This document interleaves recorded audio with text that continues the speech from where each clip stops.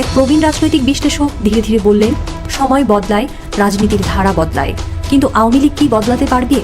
পাশে বসা তরুণ গবেষক একটু হেসে বললেন, যদি সময়ের স্রোত না বোঝে তবে ইতিহাসের পাতায় জায়গা করে নিতেই হবে। বাংলাদেশ স্বাধীন হয়েছে 53 বছর হলো। ভারত পেয়েছে তার স্বাধীনতা 77 বছর আগে। ভারতকে নেতৃত্ব দেওয়া কংগ্রেস একসময় ছিল ভারতের রাজনীতির একছত্র শক্তি। অহিংস আন্দোলনের ব্যানার ধরে কংগ্রেস ক্ষমতায় ছিল, কিন্তু সময়ের সাথে সাথে জনগণের ধারা পরিবর্তন হয়েছে। ব্রিটিশ বিরোধী সংগ্রামকে পুঁজি করে কংগ্রেস যতদিন পারত টিকে থাকত, কিন্তু তারা বুঝেছিল চেতনা চিরস্থায়ী নয়। তাই তারা নতুন থিম তৈরি করেছে, নতুন রাজনীতির ভাষা খুঁজেছে সবসময়। বাংলাদেশেও একই বাস্তবতা দেখা যাচ্ছে। মুক্তিযুদ্ধের চেতনার রাজনীতি একসময় বড় শক্তি ছিল, কিন্তু নতুন প্রজন্ম কি সেই চেতনার রাজনীতি গ্রহণ করছে? রাজনীতির বাস্তবতা বদলাচ্ছে, তরুণদের চিন্তাধারা বদলাচ্ছে। তাহলে আওয়ামী লীগ কি শুধু মুক্তিযুদ্ধের স্মৃতি ধরে টিকে থাকতে পারবে? কংগ্রেসের মতোই আওয়ামী লীগ বাংলাদেশের সবচেয়ে পুরনো এবং ঐতিহ্যবাহী রাজনৈতিক দল।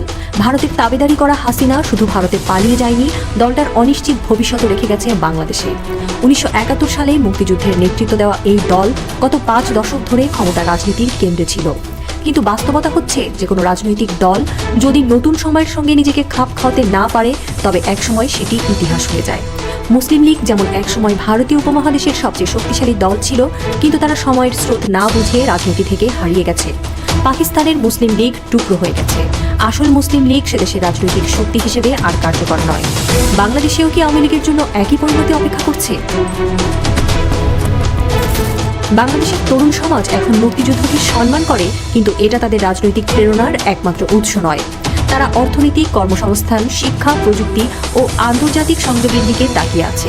তারা জানে ইতিহাস, কিন্তু ভবিষ্যৎ গড়তে চায় বাস্তবতার মাটিতে দাঁড়িয়ে। ক্রিকেটের উদাহরণ দিলে বিষয়টি আরও পরিষ্কার হয়। যারা ব্র্যাডম্যানের সময় বড় হয়েছে, তারা ব্র্যাডম্যানকে সর্বকালের সেরা বলে।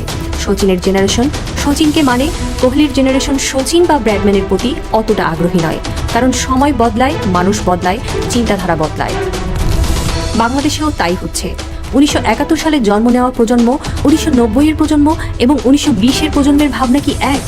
নতুন প্রজন্ম মুক্তিযুদ্ধকে ইতিহাসের অংশ হিসেবে দেখে, কিন্তু রাজনীতির প্রতিদিনের চর্চায় সেটিকে তাদের মূল অনুপ্রেরণা হিসেবে নেয় না। তারা চায় আধুনিক বাংলাদেশ, যেখানে অর্থনীতি শক্তিশালী হবে, যেখানে বৈশ্বিক প্রতিযোগিতায় দেশ এগিয়ে যাবে। তাহলে প্রশ্ন হচ্ছে, আওয়ামী লীগ কি শুধু মুক্তিযুদ্ধের চেতনা ধরে টিকে থাকতে পারবে, নাকি নতুন কৌশল নিয়ে, নতুন দৃষ্টিভঙ্গি নিয়ে নিজেদের পুনর্গঠন করবে? রাজনীতি কখনো স্থির থাকে না, এটি নদীর মতো প্রবাহমান। যে দল সময়ের স্রোত বুঝতে পারে না, সে দল ডুবে যায়। বাংলাদেশে 1971-এর মুক্তিযুদ্ধ যেমন গুরুত্বপূর্ণ, তেমনি 1990-এর স্বৈরাচার বিরোধী আন্দোলনও একসময় বড় ইস্যু ছিল। কিন্তু সেই আন্দোলনের নেতৃত্ব দেওয়া দলগুলো এখন রাজনীতির মূল ধারা থেকে হারিয়ে গেছে। মুক্তিযুদ্ধ বিক্রি করে যতটুকু রাজনৈতিক ফায়দা নেওয়ার ছিল, তা গত 50 বছরে হয়ে গেছে। দলটির মাথা স্বৈরাচারী হাসিনার ওপর বাংলাদেশের জনগণ ক্রুদ্ধ। এখন আওয়ামী লীগের শুধু নতুন নেতা দরকার নয়, প্রয়োজন নতুন রাজনৈতিক থিমও, যা তরুণদের আকর্ষণ করবে, যা নতুন বাংলাদেশের স্পন্দন ধরতে পারবে। কেস স্টাডি হিসেবে রাহুল গান্ধীর কংগ্রেস খুবই গুরুত্বপূর্ণ। ভারতে পলিটিলা পার্টিটি যদি ব্রিটিশ বিরোধী আন্দোলনে নেতৃত্ব দেওয়া রাজনীতি ছেড়ে অর্থনৈতিক উন্নয়ন ও সামাজিক ন্যায়ের দিকে মনোযোগ না দিত, তাহলে তারা আরও আগেই ভারতের রাজনীতির মূলধারা থেকে হারিয়ে যেত। আওয়ামী লীগের উচিত বাস্তবতা বুঝে নতুন করে নিজেদের রাজনৈতিক কৌশল সাজানো। বঙ্গবন্ধুর আদর্শের দল যদি টিকে থাকতে চায়, তাহলে তাদের রাজনীতির ভাষা বদলাতে হবে। নতুন বাংলাদেশে শুধু অতীতের গৌরব গাথা শুনিয়ে তরুণদের মন জয় করা যাবে না। তাদের সামনে স্পষ্ট পরিকল্পনা দিতে হবে। নতুন বাংলাদেশ কেমন হবে, কর্মসংস্থান কিভাবে হবে, প্রযুক্তিতে দেশ কতদূর এগোবে, আন্তর্জাতিক রাজনীতিতে বাংলাদেশের অবস্থান কোথায় থাকবে, ভারতের সাথে আপোষ করে রাজনীতি চলবে কি না। ঢাকার আকাশে রাত গভীর হচ্ছে। শহরের বাতাসে রাজনীতির ভবিষ্যৎ নিয়ে জল্পনা কল্পনা চলছে। এক বৃদ্ধ রাজনৈতিক বিশ্লেষক জানালার পাশে দাঁড়িয়ে বললেন, মুক্তিযুদ্ধ আমাদের গর্ব, কিন্তু ভবিষ্যৎ শুধু ইতিহাসের উপর নির্ভর করে গড়া যায় না। আওয়ামী লীগের সামনে এখন দুটি পথ, নদীর মতো বয়ে চলা অথবা স্থবির হয়ে পড়া।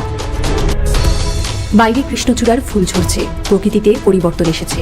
ঠিক তেমনি যদি আওয়ামী লীগ সময়ের পরিবর্তন না বুঝে, তবে হয়তো তারাও একসময় ইতিহাসের পাতায় স্থান নেবে, মুসলিম লীগের মতো, ন্যাপের মতো, কিংবা আরও অনেক হারিয়ে যাওয়া দলের মতো।